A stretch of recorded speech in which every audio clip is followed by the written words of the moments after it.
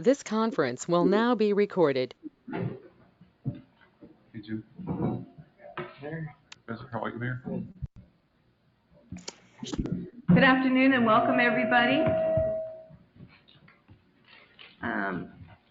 Starting with President, Mayor Ambrosio Hernandez. Present. Mayor Trey Mendez. Here. Mayor David Suarez. Not online. Mr. Jim Darling. Here. Mayor Norma Sepulveda. Judge Aurelio Guerra. Here.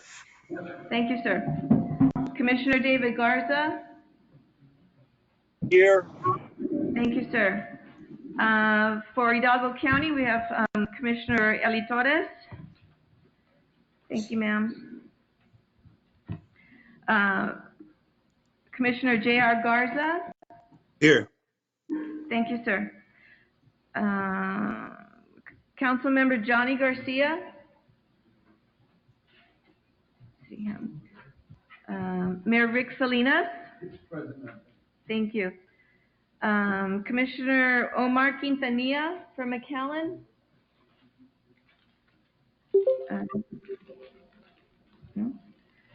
Mayor Oscar Montoya. Here. Thank you, sir. Mayor Nori Gonzalez Garza. Thank you, ma'am. Commissioner Edward Gonzalez. Here. Thank you, sir. Mayor Rick Guerra, he's on his way, should be here any minute. Commissioner Marco Villegas. Mayor Alma Salinas.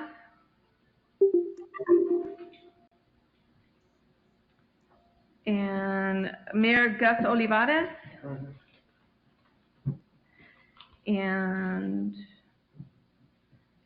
Ms. Veronica Gonzalez. Here.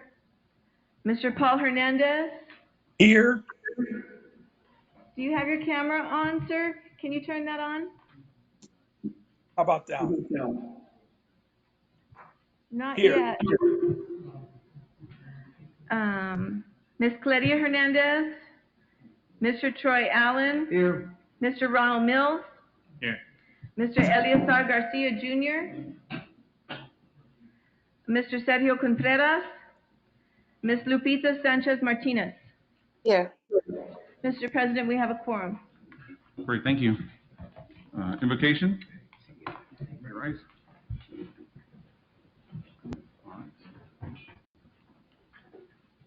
Dear Lord, bless us as we gather here today to conduct business that will affect the citizens of the Rio Grande Valley. Give us the clarity of mind to act in their best interests, not our own. We ask that you bless our speakers and that you bless our time together today. May we grasp those things that you want us to understand. And may our actions and our attitudes please you today. We pray these things in God Almighty, in Jesus Christ's name. Amen. Amen. Oh, Pledge of Allegiance, right? Sorry, where's our flag? Pledge of Allegiance to the flag of the United States of America and to the republic for which it stands, one nation, under God, indivisible, with liberty and justice for all.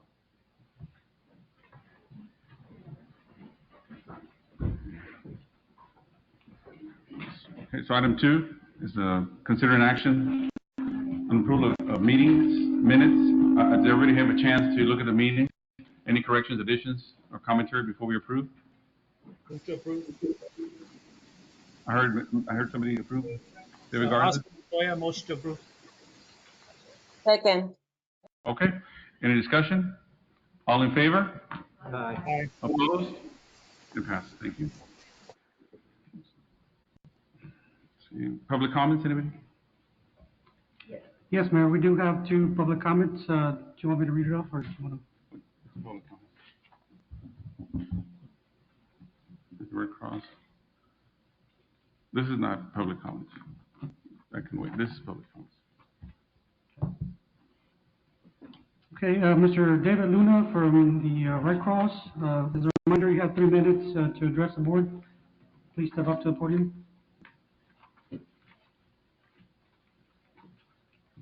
Thank you, sir. Good morning. Morning. Mayor Hernandez, Mr. Cruz, and council members. My name is Dr. David Luna. I'm the Executive Director of the Red Cross for the Rio Grande Valley, although we recently inherited Jim Hogg, Brooks, and Kennedy County. So, but nonetheless, I'm here to ask of a need for the Red Cross. I will share with you that with this past fiscal year, the Red Cross has served, provided response services to almost 300 disasters in the Rio Grande Valley. Most of those were in Hidalgo County, fires, floods, and the second was Cameron County. But the point is, folks, we are needing office space. We are losing our lease in McAllen next month in August. So I've had opportunity to speak to a number of city managers, and actually I'm going to focus on Hidalgo County council members because this is to fill that void. We have a warehouse in Harlingen, where I'm based out of, but the Red Cross needs to have a visibility in Upper Valley, particularly Hidalgo County. So I've talked to some city managers, and nothing positive yet. As of this morning, Judge Cortez has contacted us that he may have something out of North 281. But in the meantime, I wanted just to, in closing, to ask the council members of the Hidalgo County, if you may know of something, please contact us. We're looking for just a couple of small offices, some storage area, and parking space for our vehicles. So I left my card there in front of you, and I have some out in front. But again, if you have any ideas, suggestions, feel free to let us know. We don't have very long. We may have to resort to working out of storage, but we will be in Hidalgo County, as we are throughout the valley, okay? Any questions? Yes, Dr. Luna. So when you say you're looking, what is it you're looking for? You're looking for space? You're looking for parking? Are you guys paying for it, or are you asking for free? We have a lease where we can pay. So you're looking for that? A moderate amount. If it's donated, that would be great, but we are a nonprofit. Of course. Yes, sir. Office space, two spaces, a storage area, and parking area. How much square footage are you, that way everybody hears it, how much square footage are you looking for? For the space, which is important to us because of our supplies, we have blankets, cots, et cetera, approximately 150 to 200 square feet. A large classroom area, if you will. Offices can be very small, one for our staff and one for our volunteers.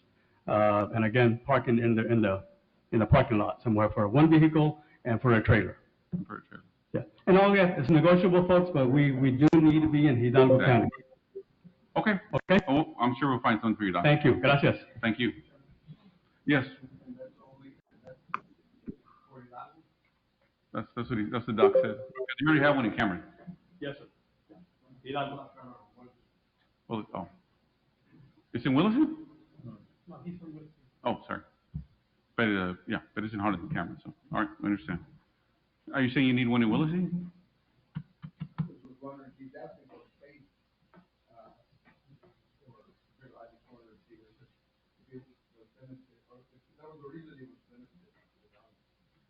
Dr. Luna, do you want to care that? He wants to know if you were limited to Hidalgo or why Williston is not on your map. Williston is covered through Cameron, through our office, and we work with in that area. So, no, we're just looking for space in Hidalgo County, anywhere in that area. Okay. That way, because of the floods or a surge comes in from the coast, we need to be able to move up north. We understand. Okay? Yeah. Any other comments or questions? No? All right. So the other speakers not here? All right. So then that completes public comments? All right. Administration, Mr. Cruz? Yes, Mr. President, under administration, item number 8 is consideration and action to appoint board designee and alternate to the Texas Association of Regional Councils. This is done on an annual basis. Our current representatives is Commissioner David Garza and Mr. Jim Darling are currently the representatives for TARC. They can continue, or if they wish to relinquish their seats, others can participate, but it's up to. What is the, well, do they want to continue? Did they ask? No, this is a request from TARC to us to present to the board. But have you asked the current No. representatives? No, we wait till we have the board meeting for everybody. Oh, okay. Jim? Someone to do it? And where's Commissioner Garza or somebody? Oh, there you are. Sorry. I just walked in. Sorry. I apologize for not looking up. So you're good? All right. So, so obviously our current representatives still want to continue doing, so I'll leave it for the board to make a nomination or a motion to continue with them, or if you have somebody else you guys want. I suppose that we consider, make a motion to have Commissioner Garza continue serving the council. All right. Second mission. Oh, okay. Any discussion? Okay, all in favor? Aye. Opposed? It passes. Thank you. All right. Item number B is a presentation from AmeriCorps Vista program. We have Mr. Daniel Jones and Chris Redeem from AmeriCorps Vista program. The board knows, a few months ago we applied for a grant over $200,000, and they're just here to present. I know Yellow County also has a application or project, so we just want the board to know what it's all about and get to know these gentlemen and the program. Gentlemen. Thank you very much for having us this morning, everyone. My name is Chris Verdeen, Portfolio Manager at AmeriCorps, and this is Senior Portfolio Manager, Daniel Jones. And we're here to discuss critical resources. We're from AmeriCorps, but what is AmeriCorps?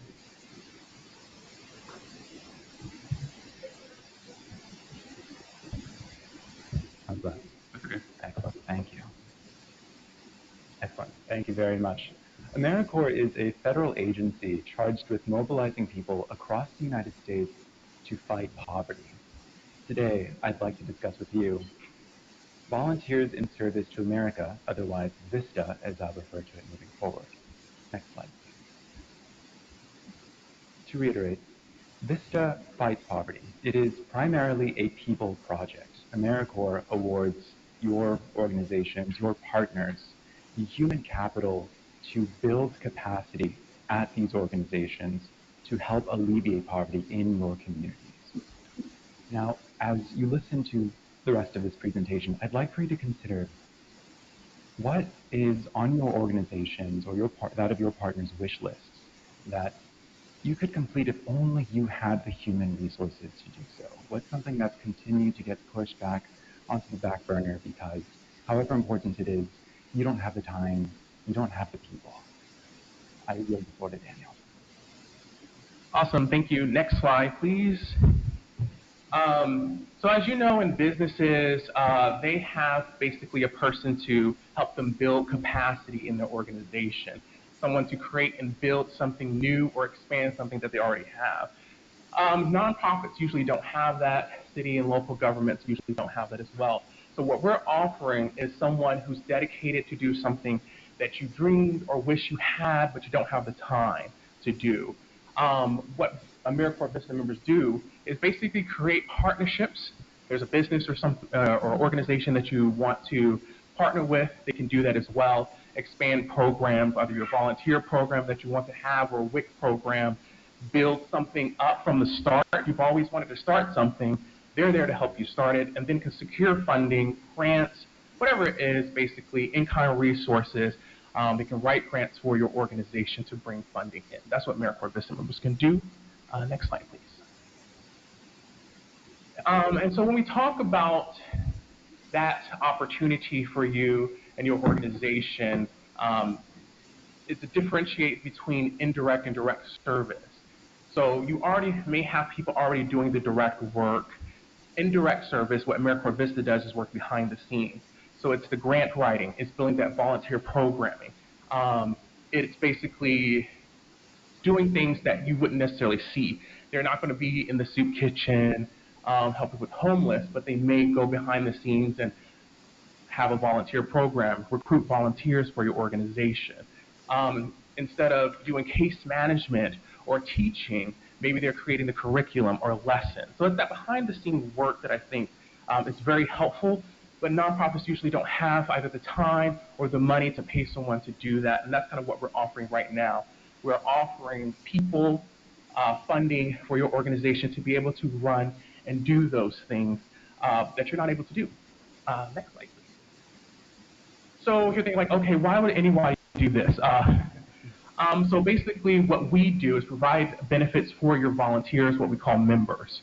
We pay their living allowance so that they are able to live and be able to support themselves. We provide an end-of-service award. Basically, this is an education award that's equal to the Pell Grant that we pay them, or it can be a $3,000 stipend, just cash only. We have many businesses that basically have employers of national service.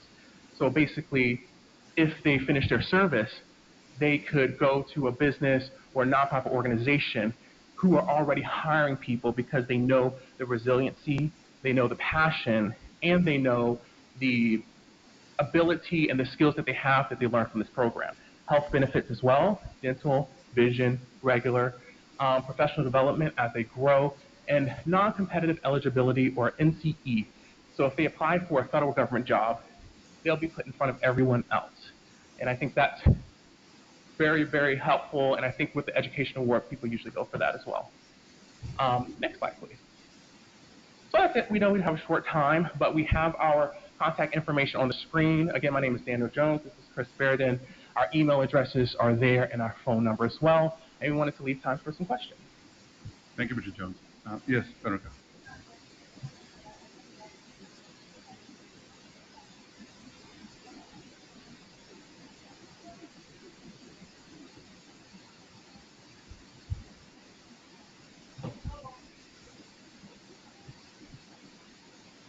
Well, that's a great question. Yes, we do award them with 12. I believe have a Lower Rio Grande Valley Development Council as well. And a member can typically serve 1 year. So their service term is 365 days. But as far as the project goes, basically if there's one project just within your organization, it's 3 years. So the model is the first year, you're planning, prepping, second year, implementing, and then last year, kind of wrapping things up and making sure it's sustainable so it continues throughout however long you need either the program or the service.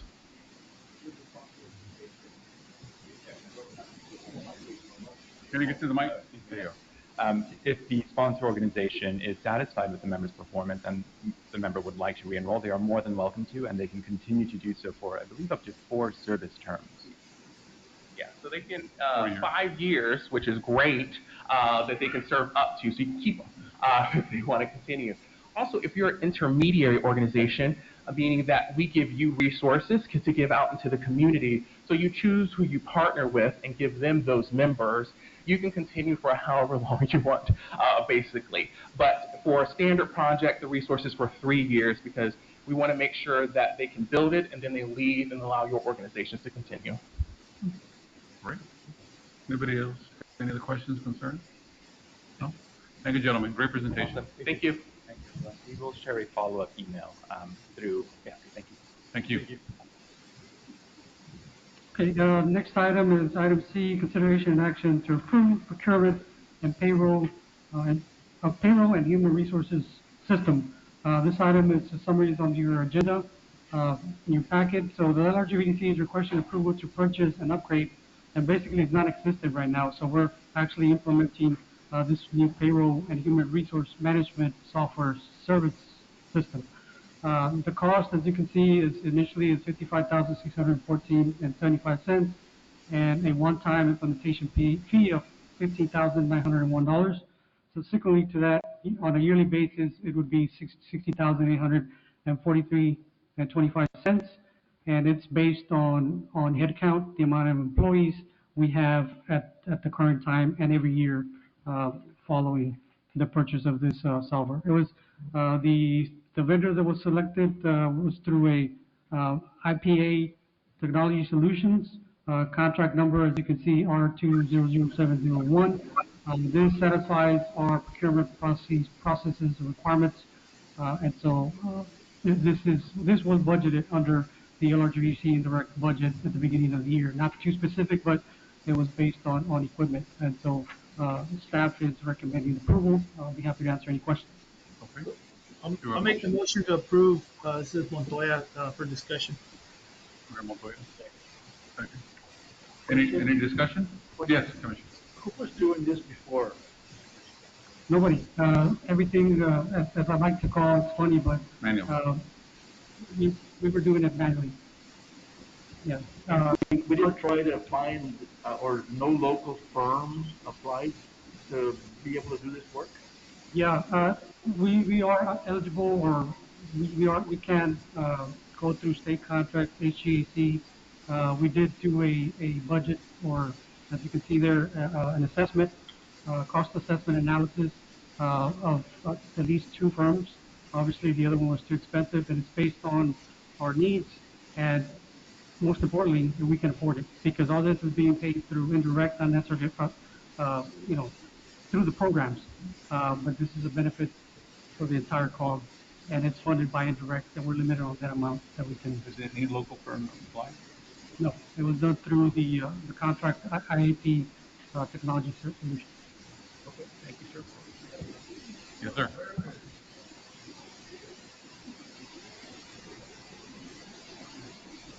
That is a discount that they're providing to us for the first, and every year, that,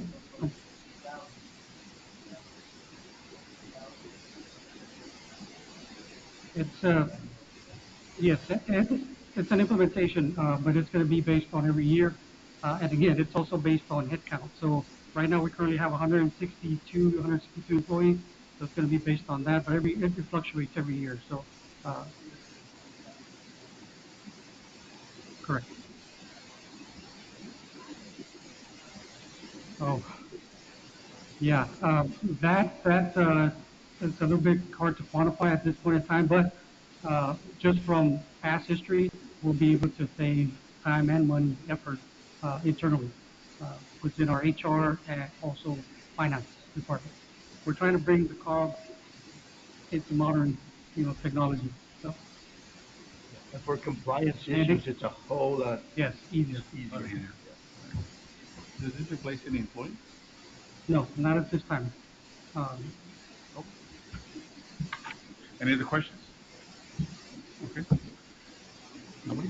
All right. Motion to approve, right? We already have it. All in favor? Aye. Opposed? It passes. Thank you. The next item is item D, Executive Director's Report. Just a real quick introduction of new staff. As you know, just to make sure you know who they are. We've onboarded eight employees under Valley Metro.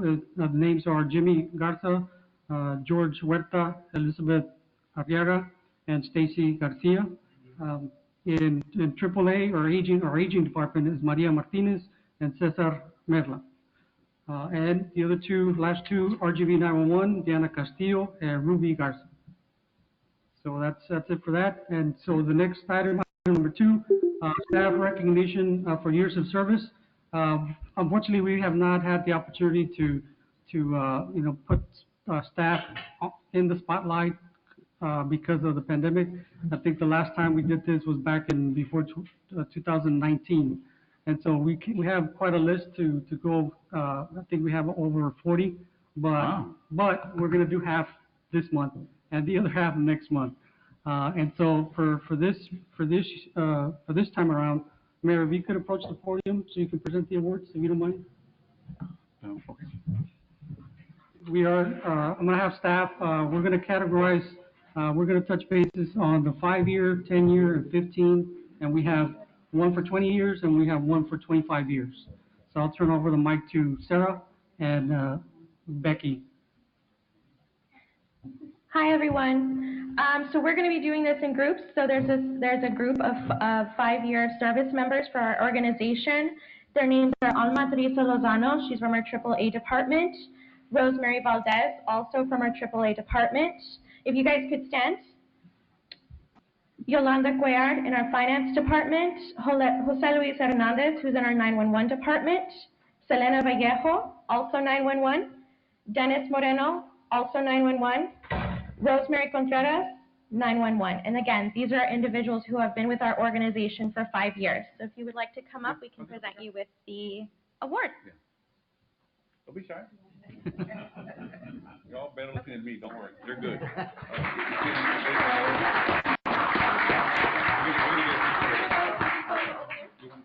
Yes, please. Okay, so if you can walk right in front of the computer. This one, right? The next one.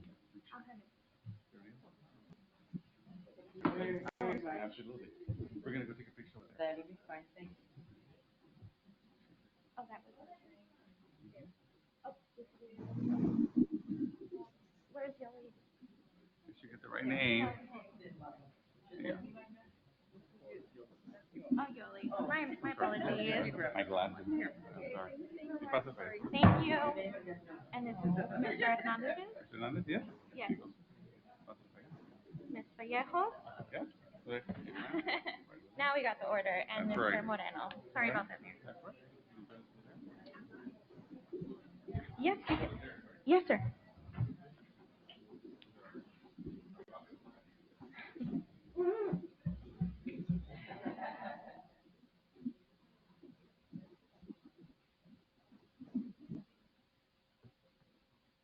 Awesome. And again, thank you. Yeah,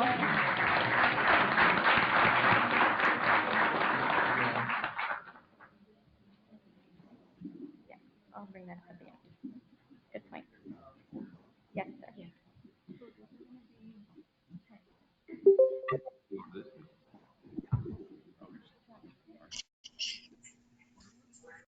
So the next group of individuals we're recognizing is 10 years of service with our organization.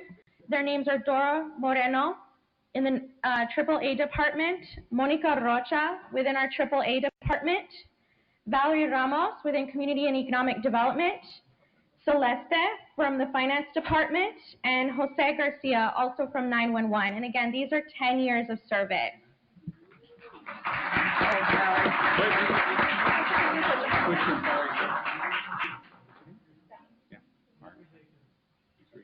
Yes, Celeste.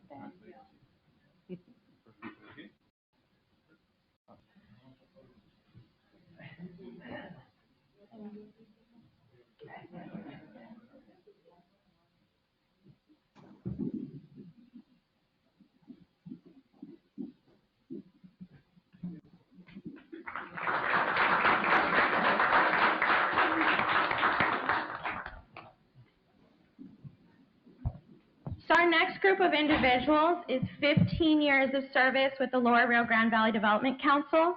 Their names are Viviana Moreno within the AAA department, Mary Rojas with the AAA department, Ana de Leon also with AAA, and Marilu Fuentes from AAA, and Adalia Gonzalez with the Finance Department. 15 years of service.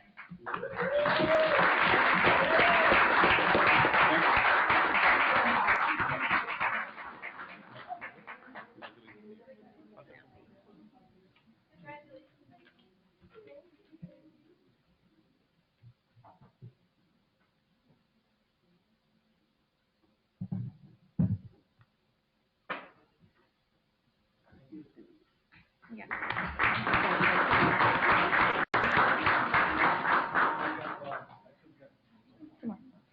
So we have, for our 20-year service, we have Jaime Garza, and he's with our AAA department, 20 years of service.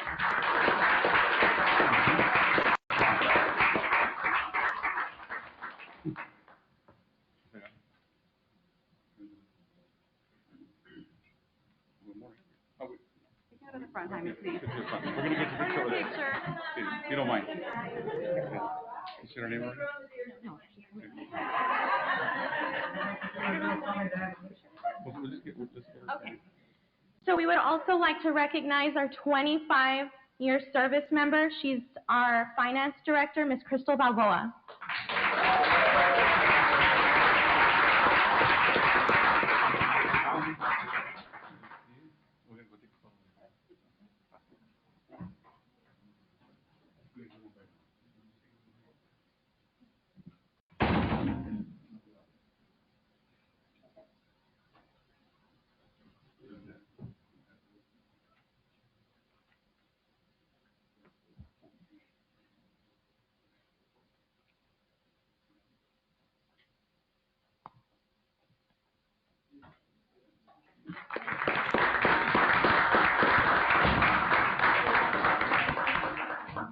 So we would like to thank all our service members, all our employees that have provided years and years of dedication. The fruits of their labor are very obvious as we continue to see things to grow. So thank you all.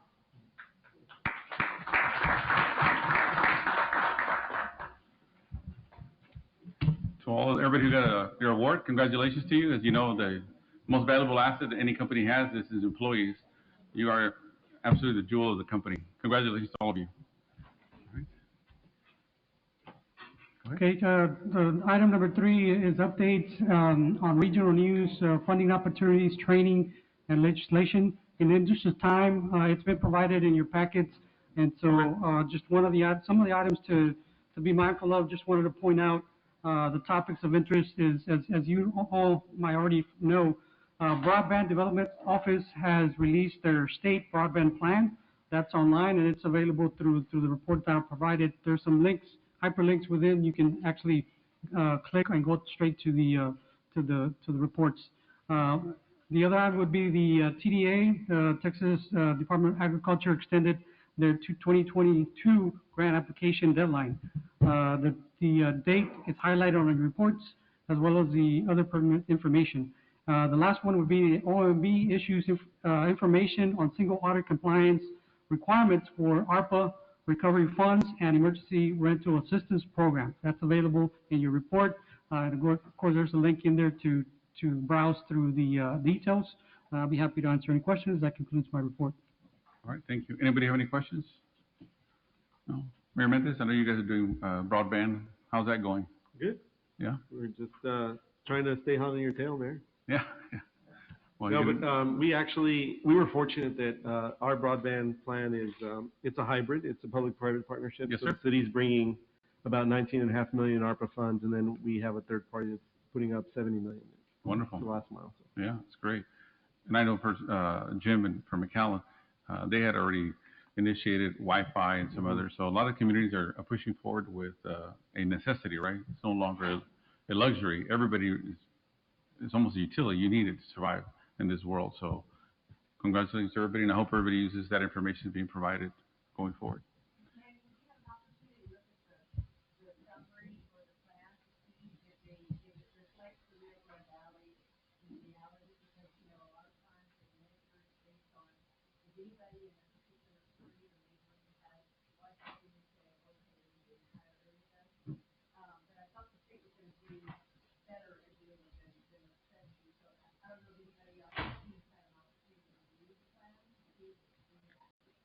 Yeah. Well, what they did is transpose the information that they collected during the whole sessions around Texas. A good thing about it is the Council of Governments, all Council of Governments are highlighted within the plan, and they're aware of the disparity of the different types of broadband or not internet service, broadband, wireless, and so I don't believe that they've done a fair assessment on what is better or what is best, what works best. The cost, literacy, all that is addressed, and particularly I focused on our session that we had at UTRGV, and some of the information that was collected is within the plan. And Rick also received information, not to put you on the spot, Rick, but I don't know if he has any additional information related to that topic. Yeah, I don't think, Veronica, based on what you're asking, I don't think they've done exactly what you're asking. No, because we know for a fact, like Cameron County, Brownsville, for instance, McAllen, we know for a fact that we don't have affordable, high-speed, reliable broadband in our cities. We know for a fact that you count one person on the street having internet at 20 megabytes or 10 megabytes, everybody calls that a success. We call that an utter failure, at least in the city of FAR. And so we know what's out there. We know that it's just smoke and mirrors. But at the end of the day, I'm glad that at least the RGV is moving forward to address that scenario, because we always get shortchanged and people always tell us that we have what we know everybody else knows we don't have. And it's time that we address it as a community. Jim? Yeah, I think they really emphasize the difference in rural and urban opportunities for broadband, where urban is where you partner with cities and public-private partnerships. In the rural areas, almost when we left the state, because there isn't that infrastructure of finance or ability to finance those without significant infusion of cash. That's right. And the other problem they have that I saw when I read it is that the cities, what you call the middle cities, either you're too poor or you're rural. But everybody else, for instance, McAllen, right? That perfect example. You don't even qualify because you're not considered rural, right? You're not big urban-wise. So it kind of leaves the middle cities, and a lot of the cities in the Rio Grande Valley are exactly that. We're kind of being excluded for that. So hopefully they can revise it or update it, but right now it doesn't look, to me, it doesn't look very promising. What Veronica brings up is exactly it's a root cause of the issue that you can't, or the federal government at this point, the maps that they have as far as connectivity are not good. They're not. But that is what the federal funding is being based on. Yes, So sir. we've been, trying to get the federal government to take another look. I don't know whether the state plan is any better, but like FAR did, like Brownsville did, like McAllen did, we have to take it upon ourselves to go ahead and do all this. And our plan, I mean, we have it all mapped out, and we did all of that ourselves basically because we had to. Yes, sir. But I do share some concerns about the maps themselves because I don't think they're accurate. I don't think they'll be accurate. And unfortunately, a lot of the places where connectivity is an issue will possibly remain an issue in the short term at least. That's right, Mayor. Yeah, I think we do have, if I remember correctly, there's 2 members from the Rio Grande Valley that are on the advisory board. Broadband. Sergio Contreras is one, and Alonso Cantu is the other. So I think any concerns we see, maybe as a group collectively, we should make it known to them so that when they are having their meetings, they're able to advocate on behalf of the valley. Maybe any inaccuracies, because if they start to allocate funding in the legislature, we want to make sure we're not left out in the cold when it comes time to, because we were misrepresented as being an area that had sufficient fiber or fast Wi-Fi, and we know for a fact that we don't. Yeah, and I will say that as part of our Texas Association of Regional Councils back in January, we did make it a point because not only did they have these sessions throughout Texas, but they approach us in Austin, and so we made it a point to let them know that you guys need to use existing information at the local level through our various planning departments or even 911 for that matter. We have that connectivity. We know where it is. And why not use what's already in existence? There's no need to reinvent the wheel. They're just spending extra money that you don't, it's not there. That money could be put towards locals for continue the implementation of internet services. So, and we'll keep pushing for that. Great. Yes, Commissioner. Yes. Wait, it's not on. It should turn green. Or it's not working. It'll pick you up over there. Commissioner, go ahead. Yeah, we started a couple of projects in Cameron County in dead zones, which were completely dead to either internet service or cell phone service as test projects. What that revealed to us is that we needed to do an in-depth study of the whole county. We just awarded an RFP with ARPA funds so that we can delineate all of the fiber infrastructure within the county and all of the zones that are accessible from existing infrastructure, so that the IIJA money coming down has huge amounts. But as always, you have to have shovel-ready projects. So we're creating shovel-ready projects in all of the different pockets of the county that don't have access today. And, and of course, the minimum standards is 150, 100 down and 50 up, I mean, that's just the minimum standard. The 2 colonias that we did have worked amazingly, They have come in, one in particular is 250 homes. And not only did we go ahead and put the infrastructure in place, it cost the county $70,000 to put internet in 250 homes.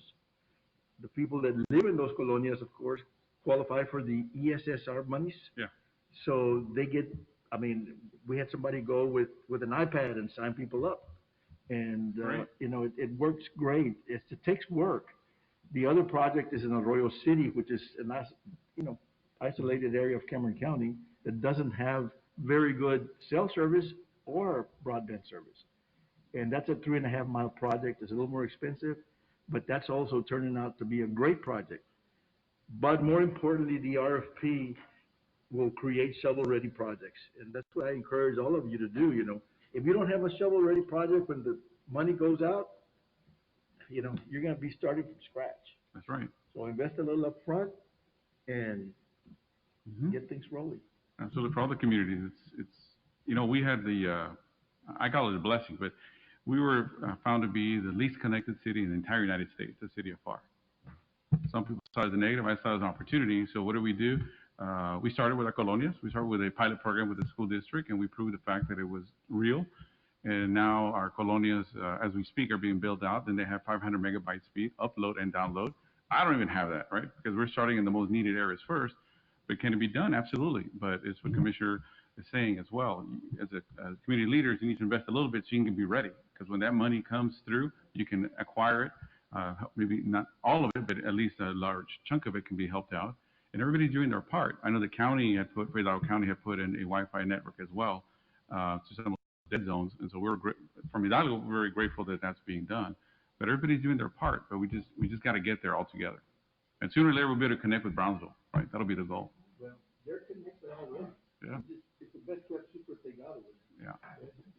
But again, I want to thank the RGV Council because last week, was it last week, Danny? I can't remember. Time flies. Where we had the committee meeting here.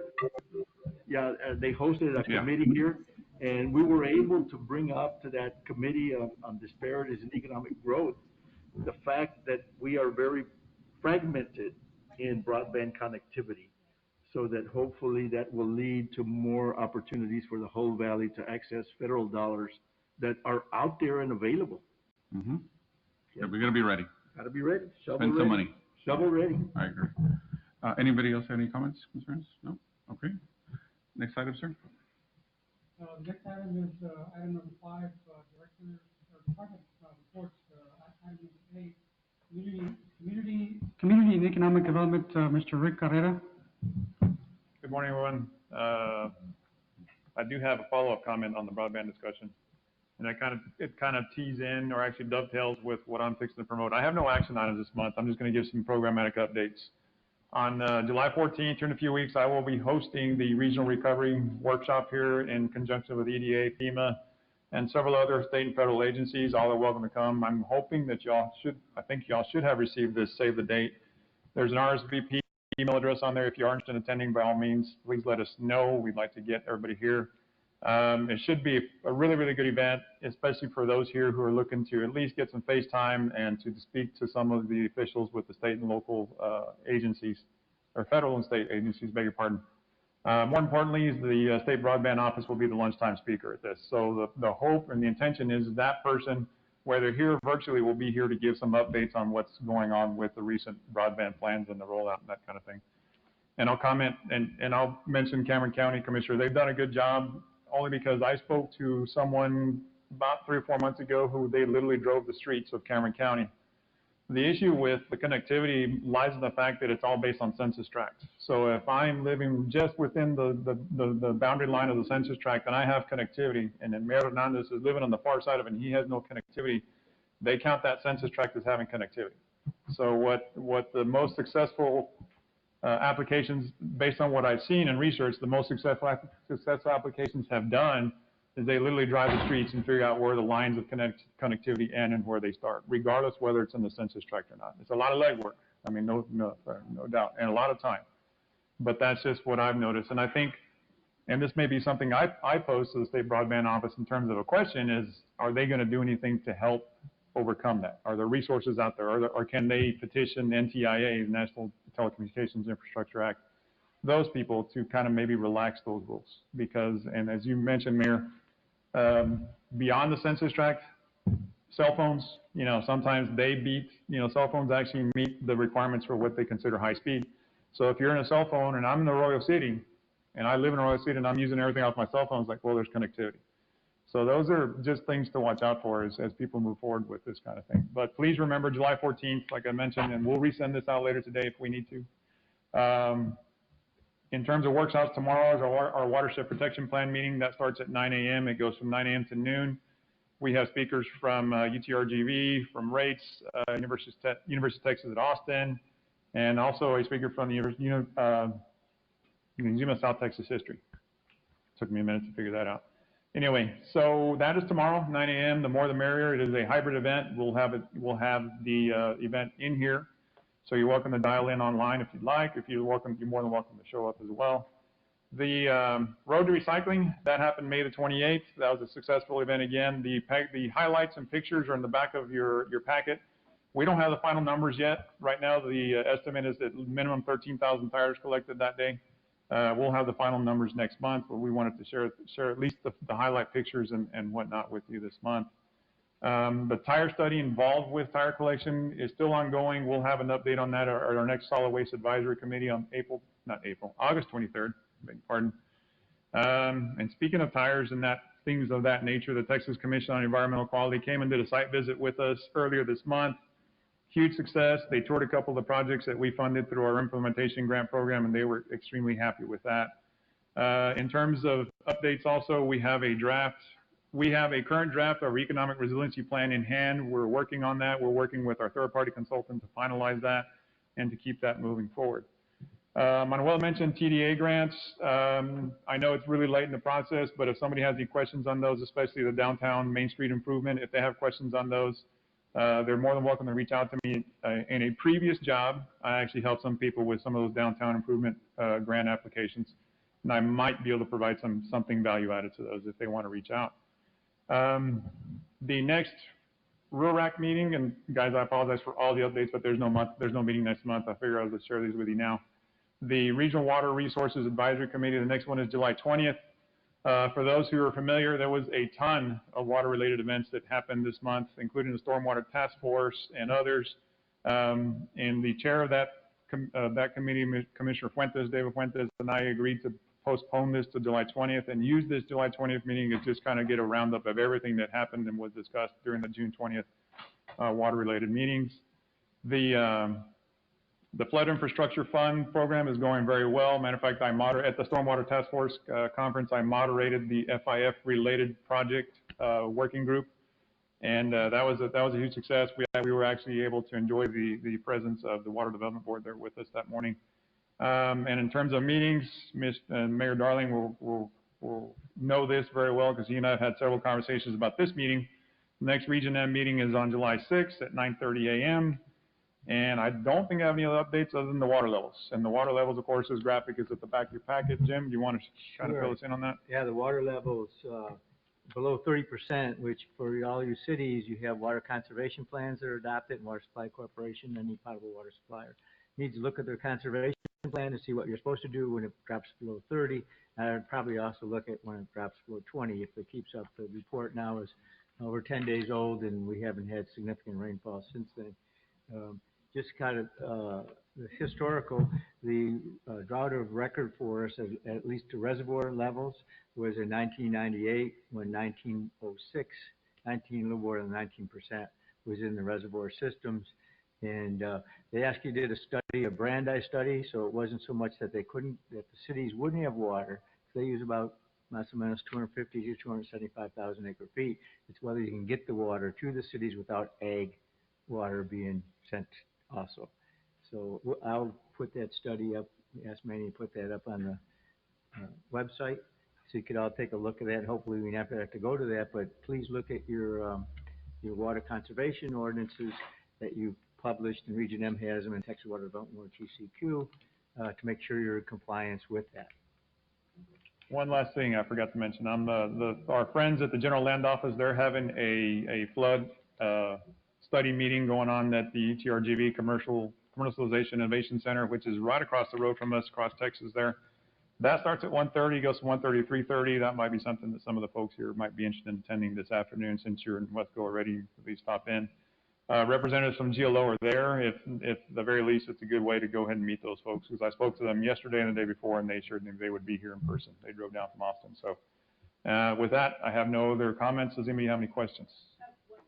Rick, what do you do with all the tires collected? I think it's been fantastic what LRGVDC has been doing with tire collection.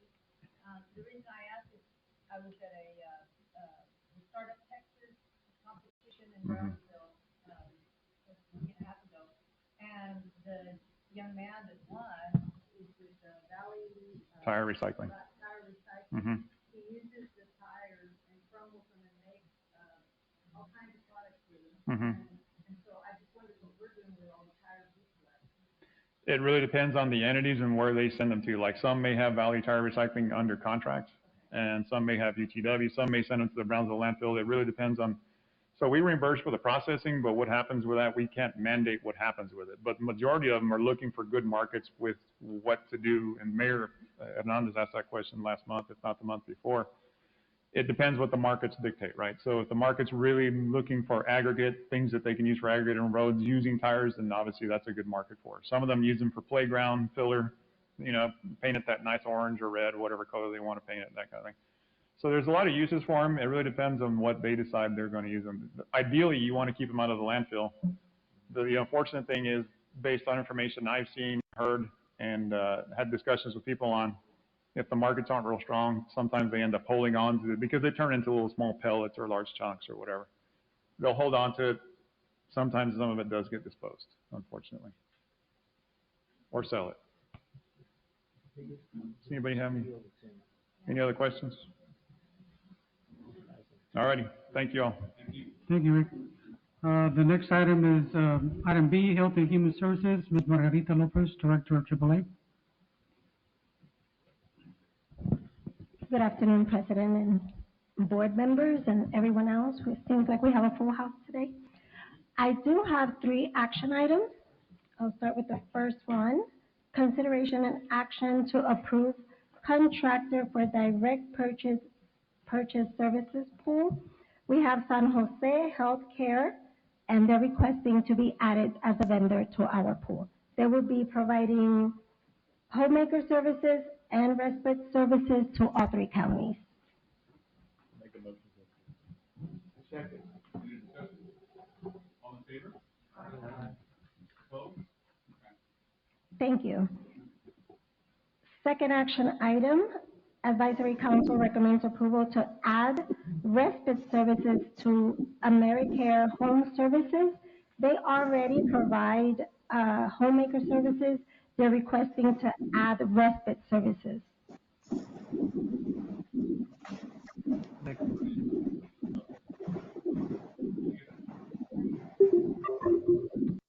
Any discussion? All in favor? Aye. Opposed?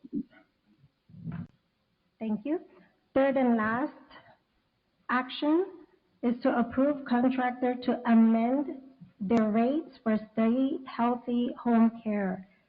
These contractors are asking to provide the respite services for $11.35. Their standard is $11.35, and the homemaker services also $11.35, and their standard is $11.35. So they're just asking to be at the standard level.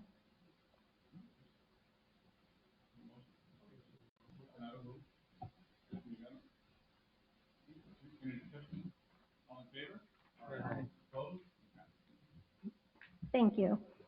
I'll go on with some updates on what's been happening at AAA. As you know, we have been working very hard with providing awareness, education, and facilitating the accessibility to the COVID-19 vaccine. We have been able to continue spreading out information in English and Spanish, brochures and flyers, and we have also been conducting walk-in clinics. So we're conducting 2 to 3 wellness fairs at different clinics. We just had one at Cano Health last week, and today we're in Brownsville. So we've been, all over Cameron and Hidalgo. We do have some contacts in Willacy County that I'll be updating you in a few regarding those locations. But we have been able to have these walk-in clinics, and we have found that some of the patients that are already at the clinics benefit from just, they're there, they walk in, they get either the booster or the vaccine that they need. The past events that I reported last month, they were all conducted. We didn't have any cancellations, so that was really good. And on your packets, you will also find the list of the upcoming events. Excuse me. Our care coordination department was able to open 147 new cases, and we also were able to complete 38 residential repairs. We're really proud of that because those were kind of on the back burner for a while. Caregiver support services, we opened 76 new cases. and so we served 131 clients for the month. Our benefit counseling report, we were able to get 57 new clients who we assisted with Medicare applications and insurance changes. These are people who don't have transportation, and we were able to help them conducting home visits and via the phone and, according to their needs. Our MEPA, we service 110 clients, and we also help them switching from either Medicare to a different health provider or vice versa. So we were able to help 110 clients. We do provide legal assistance, and so we were able to help 54 clients with legal assistance, and of course, as you know, this is all free of charge. Information, referral, and assistance. We have been conducting some assessments to identify which areas are in higher needs. What we have found for last month is that the clients that are calling, they're reaching out asking for help for respite services. Those were the highest services that were being requested. The second highest was benefits counseling, and the third is health maintenance. So people are calling a lot, requesting durable medical equipment. We had 60 new people, inquiring about those. New report that we did not have last month is regarding our sub-recipients. So Amigos del Valle began with their congregate meals. We had those on hold because of the pandemic. We were able to serve 4,826 meals on congregate activities. And home delivered meals, we have 255 new clients, and we serve 57,900 meals. Transportation has been challenging. However, we have an increase on the services, and we were able to provide 1,205 units just in 1 month. Our senior center operations, we have 128 new clients, and we provided 28,413 units of services. When it comes to community partnerships, we have been very successful with MAP Medical Center, Mission Regional Medical Center, Valley Baptist Harlingen, and Harlingen Medical Center have all accepted to have a coach in-house. So now we don't have to wait for a referral. We're going to be in there, and as our 60 and above population is admitted, they automatically get referred to our coaches just to ensure that they have the services they need in place before they are discharged.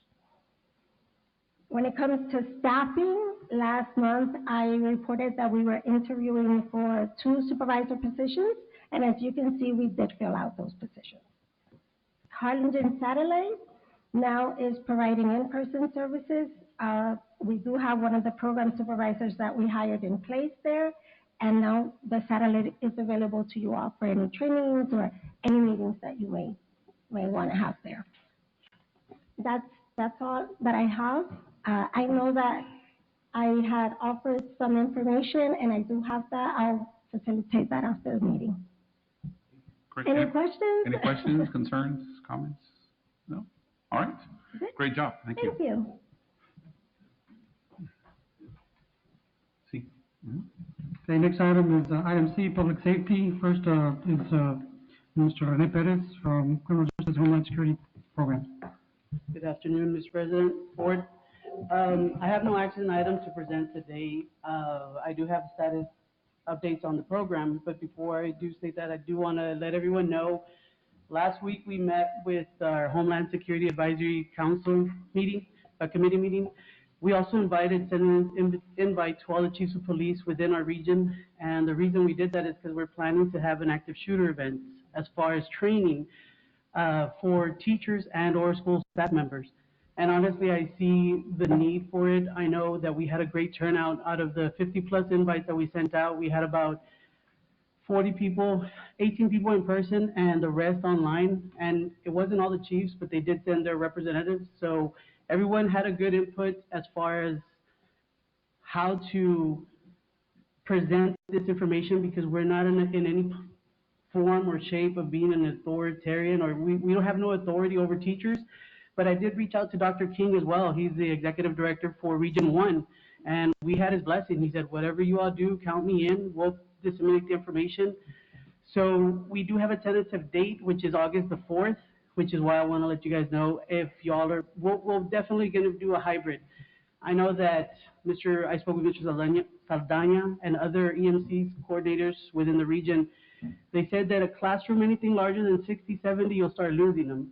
And it's a really gray area to have it in person and online, because you also lose them online. And we're just trying to make the best that we can with the subject matter experts that we're going to get. 5 of the topics that we have is, one of them is Save a Life. That one's going to include CPR and Stop the Bleed. The other one's going to be what to expect during a mass casualty. That's going to be DPS, going to help out with that topic. Then we also have Detect Early Signs. We have a mental health professional who's going to talk a little bit about what teachers can do to see or foresee a student changing behavior, things that they can, kind of catch before it happens. Another topic is called CRAZE, which is Civilian Response to Active Shooter Events. And the last one would be how to better secure your area. So we decided to go with a 4 to 6 hour seminar, because anything longer than that, teachers are going to come in, donate their time. They're not going to, it's not something that the school's going to pay for them to come in. So it's just extra knowledge or pretty much information to help them. So it's not a workshop, and we're not calling it training. It's going to be an informational seminar. So it's not something that's going to be put back on the COG. Well, this event happened, the COG taught us this, so it doesn't put the liability on us. If anything, it's just information on how they can help their students in an event of anything happen, like sadly what happened in Uvalde, or what's going on in Texas. So this is something that we've never done as far as us as a COG or our department or division. So it's first, and maybe it'll be something we'll start doing annually, depending on the turnout. But it is something that was of large interest from everyone that was inputting, whether chiefs or EMCs or even the fire chiefs. So we did have a good, I guess I would say, subject matter experts input on all these topics. And on the program side, on the criminal justice, we participated on the we participated with a webinar with the chart and a conference that we had. We also, staff, attended the workshop to Stop the Bleed. I know we had posted some photos, y'all. I don't know if you're able to, if I go through all, or if you want to post the photos so they can see the photos as we go through. Oh, they're on top? Okay. The staff attended also the Hurricane Preparedness Conference that was held in Brownsville. We attended and I'm just kind of going through it just for the sake of time. We also attended the annual Rio Grande Valley Emergency Management Partners Workshop that was in Mercedes. Staff and everyone included, we attended the TDM conference that was in San Antonio. That was a 4-day conference workshop. There was a lot of information. It was pretty much divided by different workshops, different topics going on all day long, and it was very informative. But with that, that's my status report for the department, and I just wanted to let y'all know, hopefully, we'll definitely send out the link to everyone, and y'all are welcome to send it out to any teachers, any school staff members, and even people that are in, any area that they have large crowds. They just, to give them information, that's pretty much what it's going to be. So I don't know if y'all have any questions for me or anything regarding everything that I spoke about. Any questions, concerns, comments? No? No. Thank you, sir. Good job. Next item is the Regional Police Academy status report. Mr. Randall Snyder, Director. Afternoon, Mr. President, members of the board. Good to see everybody here in person again today. I have no action items for you, just simply some status reports as to where we've been going. Back in May, after the conclusion of the last status report went out, we did have some cadets at TSCC go out to the Harlingen Back to Blue 5K and participate in that, which they were recognized by the event announcer, which was kind of nice to go out and continue to show support community engagement. The BPOC 720, or the Basic Peace Officer Curriculum, 720-hour maximum increase that became effective as of July 1st, which is next week, has already been implemented with the academies across the board. So the Edinburgh Academy that just started this week has already begun utilizing the new curriculum, as well as the Harlingen Academy that will begin next week will also begin utilizing the new curriculum. It only required some minor updates. There were additional hours that were added to certain chapters, but it did allow us to go back and take a further in-depth analytical view as to where we are and where we stand on our passing percentages. We recently went through our annual VA compliance survey, in which the Academy was found to have one deficiency through all of the veteran files that were audited. I would also like to point out that this deficiency is not punitive in nature and requires no corrective action on our part. It was a misunderstanding and oversight with the entrance of our policy versus their policy. And we continue to offer weekly testing for upcoming academies, and in-services continue throughout the valley. That's it for our status reports, and I'll take any questions that you may have. Anybody? Mr. Snyder? Yes, sir. Are we in the midst of any personnel issues with the police, with your department? Mayor, can you be a little bit more specific with personnel issues? Well, I don't want to cross a legal boundary. So personnel issues, what has happened previously, as I'm sure everybody is well aware of what has occurred that was put in the news, correct?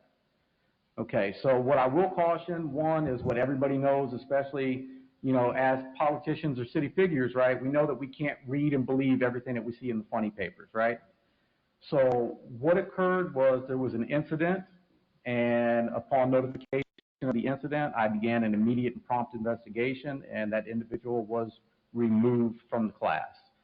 Upon conclusion of that investigation, and during the course of that investigation, I worked diligently with other agencies and entities in information sharing, and they provided their swift action as well as what we did, in which that individual is no longer employed with our organization. In April, the week of Easter, I took a trip to Dallas with at that point, she was our administrative assistant, has since been promoted, to the Texas Commission on Law Enforcement, their quarterly meeting at Dallas-Fort Worth, and I spoke directly with Executive Director Kim Bickers. Kim Bickers is retiring in the month of August, and so the search is currently on for a new executive director. During my discussion with him, obviously it spoke volumes that we made the trip over 8 hours to go get some FaceTime with him. The talk around the office at that point was obviously due to previous natures and previous incidents that, yeah, there needed to be disciplinary measures up to and including possibly pulling the Academy's contract. However, that is no longer the case from my conversation with Kim Bickers. The Academy will remain open per my last conversation with him.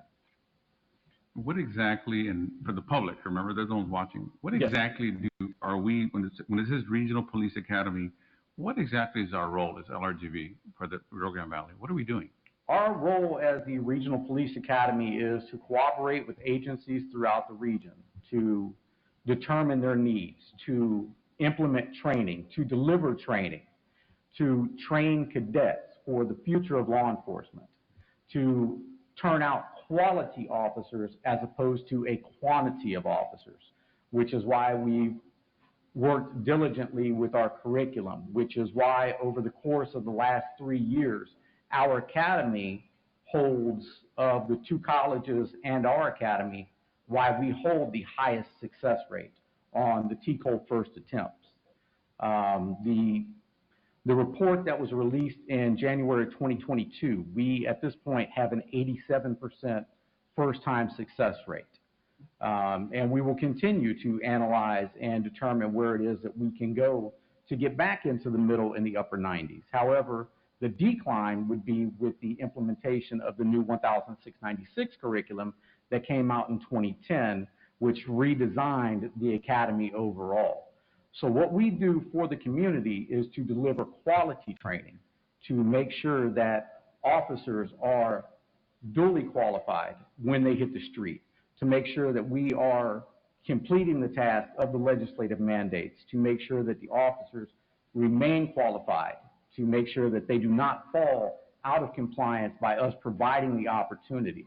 So if somebody falls out of compliance and their license gets reprimanded, we know at that point that we offer the training multiple times throughout the biennium or the training cycle of a 4-year period in which certain tasks and milestones have to be met. So it's our job to continue to offer training and make sure that officers have the opportunity, agencies have the opportunity to continue to select qualified applicants and maintain qualified officers. Great. Well, I think we need to look at this. The board does, right? Yes, sir. We don't need to take unnecessary risk. We don't need to duplicate services either. One thing because that's what we're doing right now. I don't mind us being involved personally as a consultant. We're the experts telling people in the lower valley, upper valley, who do what we do, police academies, what they need to be doing, how they need to be doing it. We're a consultant, no problem. But to have ourselves put in the front line to do what everybody else is doing in the lower valley and the upper valley, it's totally unnecessary, in my opinion, especially because they're good at it as well. Nobody's going to dispute that. So I think at some point, just letting you know, we're going to be discussing this because it's been twice that we've had this major fallout in this organization, and it's just a risk that we don't need. Just so you know. I understand what you're saying, Mayor, Mr. President. Okay. I would also like to point out that just for everybody's knowledge, over the last 3 years, if we take the FAR Police Academy, for example, FAR Police Academy, over the last 3 years, their number of students is 124.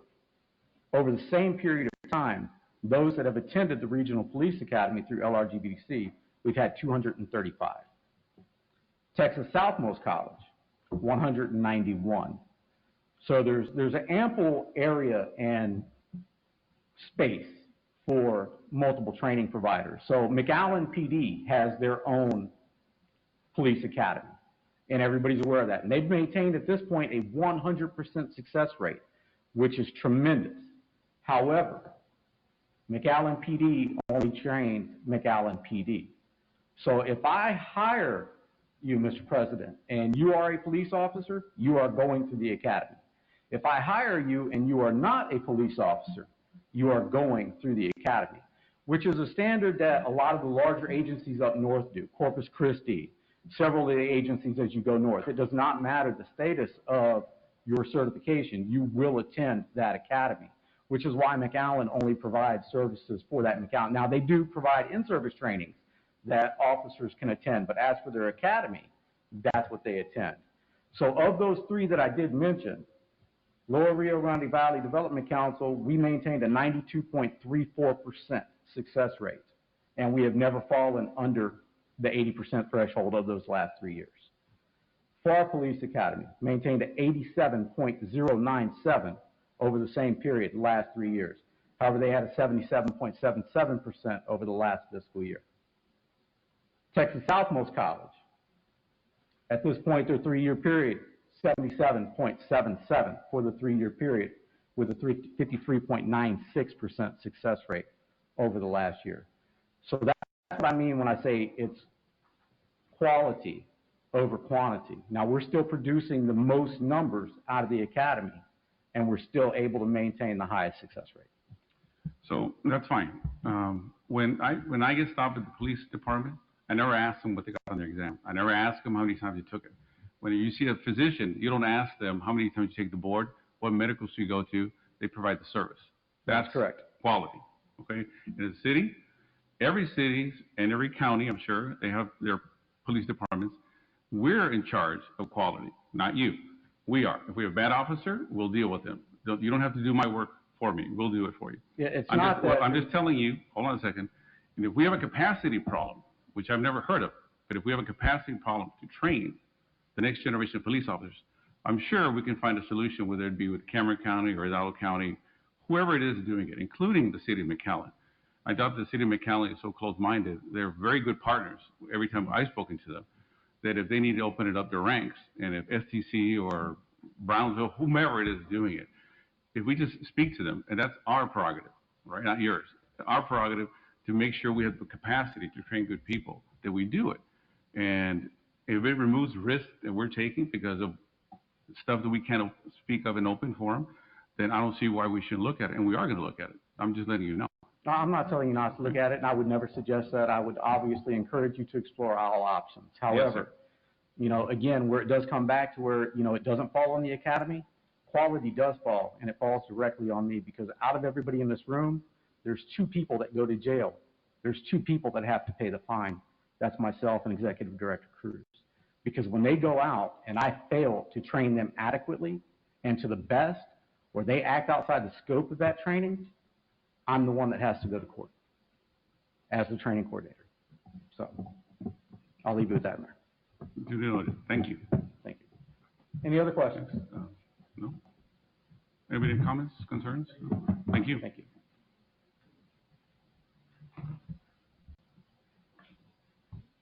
Next item is Rio Grande Valley Emergency Communication District status report. Mr. Dennis Moreno, Program Supervisor. Good afternoon, Board. I'll be presenting the Rio Grande Valley Emergency Communication District status report. No action items, just updates. What's that? I do want to mention our district is going to be encompassing Hidalgo and Willacy County. Cameron County has their own 911 district. I'll be jumping across to our system and PSAP operations section, only because we're going to be approaching a big milestone for our region. The new Viper 7 equipment is towards the end of our testing phase before next month's cutover. The equipment upgrade is the most advanced call delivery equipment on the market today. That's going to be put in our district ahead of the Texas state goal of having the entire state of Texas on EZNet by 2025. So we're already ahead of that curve. A great part of where our district is moving towards is having our own in-house technicians, which we have accomplished. I'm proud to say that. As we speak today, our 911 technicians are currently assisting with the new Viper 7 upgrade. I do want to mention a big part of our upgrade is enhancing call accuracy, which I'll segue into our GIS division. As we all know, every day our community is growing. And keeping up with that growth, I'm proud to say, is our GIS team. They've been keeping up with daily demands by plotting and addressing our growing community. This will be shown on our new ArcGIS Enterprise 10.9 platform. So that's going to be what the first responders have on their fingertips. This platform will provide our first responders with the most up-to-date address, quicker upload times, enhancing a sharing hub, and it will enable us the ability to create new portals and improve our address ticketing system. Moving to our public education division, our team collaborated with Raymondville PD to distribute public education supplies at the Willacy County Young Farmers Fishing Tournament. That was hosted in Ports of Mansfield on May 27th. On June 1st, we went back to Willacy County and attended the professional response to domestic violence training that was hosted in Raymondville. And lastly, during our June 13th through 17th, our team introduced and trained our new TC managers and supervisors on the new Viper 7 upgrade that we're doing right now. This allowed us to provide a rundown of key new features that we're introducing to our new Power 911 system. This will be the end of my status report, unless anybody has any questions. Thank you. Yes, sir.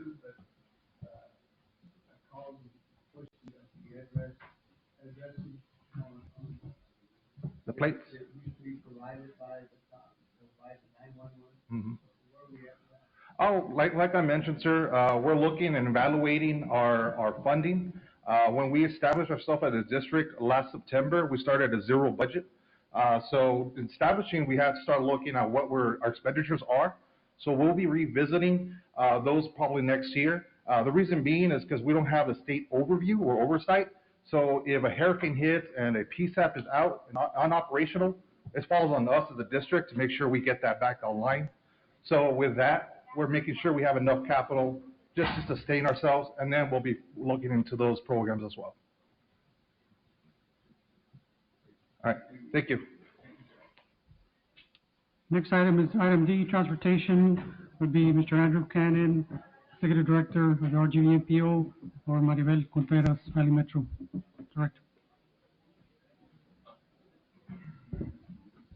Good afternoon, Mr. President, board members.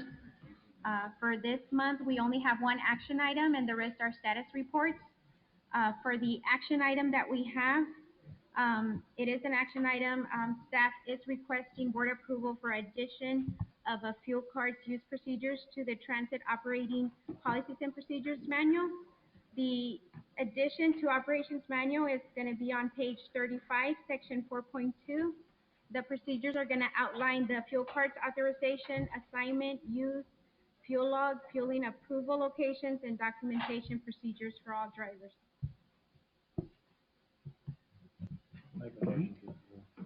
Question? Yes, sir.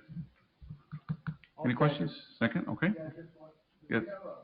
How are the fees or how is the participation? I know that it's always a question that the fees have gone up. No, that one's, are you asking about the fares? Yes. That's separate. This has to do with the fuel cards. Thank you. Yeah. Any further discussion? No? Okay. All in favor? Aye. Opposed? It passes. Thank you. Thank you. Thank you, ma'am. Thank you. Afternoon, Mr. President, board members. Just a quick update since I know I'm the only thing standing between this and my board meeting right after this. This week we should finalize the MOUs between the city of Brownsville, the RGV MPO and the COG, as well as the city of McAllen for the transit studies. That should be all done, executed, ready to move forward. Mayor Mendez, appreciate that. A lot of help from your staff. We also, out there, if you want, if anybody should like a copy, the TxDOT State of EV plan is now out on electric vehicles. Their dream to have electrical charging stations every 50 miles. Very robust. We have to do some EV planning. I'm sort of pushing back on that. I think we're setting ourselves up for some environmental justice lawsuits by doing that, but we shall see. And also we have bridge and complete street grants that are now out. Javier in my office will give an update at our board meeting, and he continues to help out the cities and the local governments with that for any of those grant programs. We've done several already, so I know that the MPO is going to be seeking the Complete Streets program for coming up with a region-wide complete street plan, so we're very excited about that. And that's all I have in the way of updates, unless there are any questions. No? Thank you. Thank you.